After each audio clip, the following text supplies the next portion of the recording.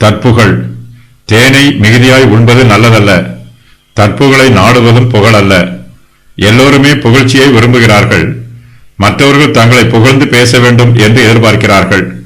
ஒரு சிலர் தற்புகளை பேராசைப்பட்டு இச்சிப்பார்கள். இவர்களை எவ்வளவுதான் புகழ்ந்து பேசினாலும் இவர்களுக்குள் திருப்தி உண்டாகாது. தற்புகளை நாடுவது புகழல்ல. மற்றவர்கள் நம்மை அதிகமாய் புகழ்ந்து பேசினாலும் நம்மிடத்தில் தாழ்மை இருக்க வேண்டும். நாம் ஒருபோதும் பெருமைக்கு இடம் கொடுத்து விடக்கூடாது. தேன் நம்முடைய சரீரத்திற்கு நல்லது.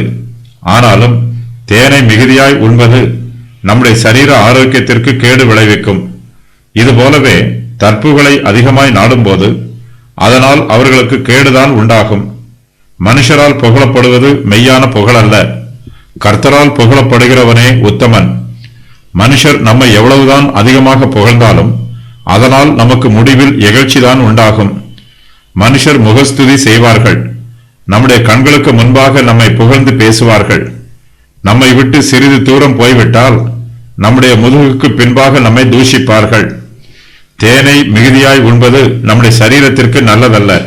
ஆனாலும் ஆவிக்குரிய போஜனத்தை அதிகமாய் புசிப்பது நம்முடைய ஆத்மாவுக்கு நல்லது. தற்புகளை நாடுவது புகழல்ல. ஆனாலும் கர்த்தருடைய சமூகத்திற்கு முன்பாக நாம் உண்மையும் உத்தமமும் உள்ளவர்களாய் இருக்க வேண்டும்.